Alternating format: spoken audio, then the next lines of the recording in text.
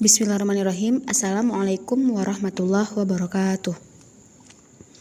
Nama saya Fatma Hefia Tarigan dari jurusan Pendidikan Bahasa Arab di Sekolah Tinggi Ilmu Tarbiyah Ar-Raudatul Hasanah. Baiklah, pada video kali ini saya akan menjelaskan jurnal dalam format makalah. Sebagaimana contoh yang telah saya buat, cover terdiri dari judul makalah, dosen pengampu, ditulis oleh, setelah itu ada logo Sekolah Tinggi Ilmu Tarbiyah Ar-Raudatul Hasanah, program studi, dan nama Sekolah Tinggi Ilmu Tarbiyah Ar-Raudatul Hasanah, alamat, dan tahunnya.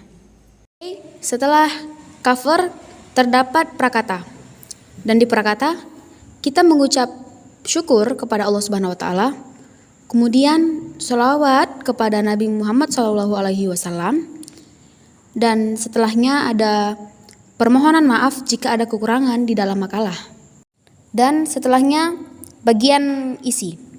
Bagian isi itu terdiri dari latar belakang dan rumusan masalah. Latar belakang ialah sebagaimana yang sudah saya paparkan, peranan guru sangat penting dalam proses pembelajaran serta memajukan dunia pendidikan. Kualitas peserta didik dalam dunia pendidikan sangat bergantung kepada mutu guru. Karena itu, guru harus memiliki kompetensi yang sesuai dengan standar nasional pendidikan agar dapat menjalankan tugas dan perannya dengan standar kompetensi yang baik yang menghasil peserta didik menjadi manusia yang berilmu dan memiliki keterampilan-keterampilan tertentu.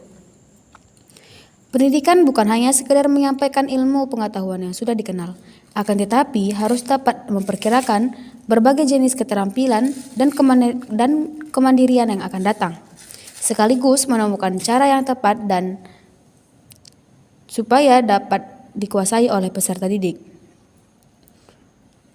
Selanjutnya, rumusan masalah.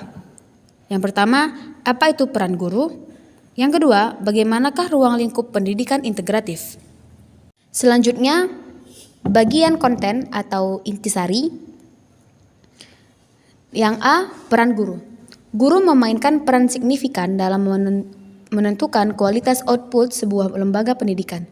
Di samping sebagai penyampai pengetahuan, guru juga sebagai penyampai nilai.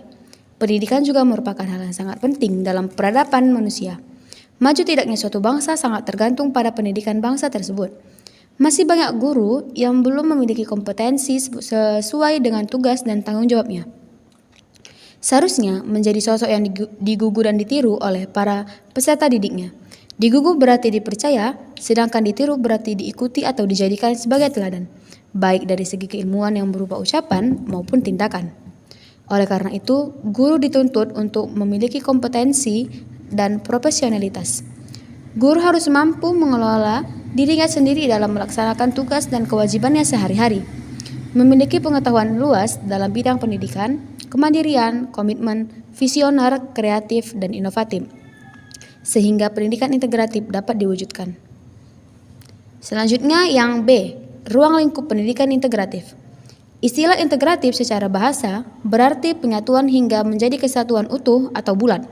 Apabila kata integratif disandingkan setelah kata pendidikan atau pendidikan integratif, berarti memiliki makna proses transfer pengetahuan dengan menggunakan tema sebagai pemersatu kegiatan pembelajaran dan memadukan beberapa mata pelajaran sekaligus dalam satu kali tatap muka. Menurut Muhammad Ragib, pendidikan integratif adalah pendidikan yang menghubungkan antara aspek pengetahuan sosial dan teologis serta mengembangkan aspek kognitif, afektif, dan psikomotorik sehingga meningkatkan daya sosio-psikologis seperti empati dan simpati peserta didik terhadap sesamanya. 3 komponen penting pendidikan yaitu yang mencakup kurikulum, peserta didik, dan pendidik atau guru. Secara umum, ketiga komponen itu dapat dijelaskan sebagai berikut. Pertama, dalam kurikulum, proses integrasi dapat dilakukan melalui pembelajaran tematik yaitu dengan menghubungkan beberapa materi dalam pembelajaran. Kedua, integrasi peserta didik. yaitu integrasi yang terdapat dalam diri peserta didik itu sendiri yang sesuai dengan kondisi peserta didik, baik kondisi kecerdasannya, kondisi fisiknya, keluarganya, dan sebagainya. Ketiga, integrasi pendidik atau guru yang mencakup kompetensi dan profesionalitas. Komponen ketiga inilah yang sebenarnya menurut penulis menjadi faktor penting dalam mewujudkan pendidikan integratif. Karena secara khusus, guru adalah orang yang bertanggung jawab terhadap perkembangan peserta didik dengan mengupayakan perkembangan seluruh potensi peserta didik. Selanjutnya, bab 3, penutup. Di dalam penutup terdapat kesimpulan. Guru memainkan peran signifikan dalam menentukan kualitas output sebuah lembaga pendidikan. Di samping sebagai penyampai pengetahuan, guru juga sebagai penyampai nilai. Pendidikan juga merupakan hal yang sangat penting dalam peradaban manusia. Maju tidaknya suatu bangsa sangat tergantung pada pendidikan bangsa tersebut. Masih banyak guru yang belum memiliki kompetensi sesuai dengan tugas dan tanggung jawabnya. Seharusnya menjadi sosok yang digugu dan ditiru oleh para peserta didiknya. Digugu berarti dipercaya, sedangkan ditiru berarti diikuti dan atau dijadikan sebagai teladan, baik dari segi keilmuan yang berupa ucapan maupun tindakan. Menurut Muhammad Ragib, pendidikan integratif adalah pendidikan yang menghubungkan antara aspek pengetahuan, sosial, dan teologis, serta mengembangkan aspek kognitif, afektif, dan psikomotorik, sehingga meningkatkan daya sosio-psikologis seperti empati dan simpati peserta didik terhadap sesamanya.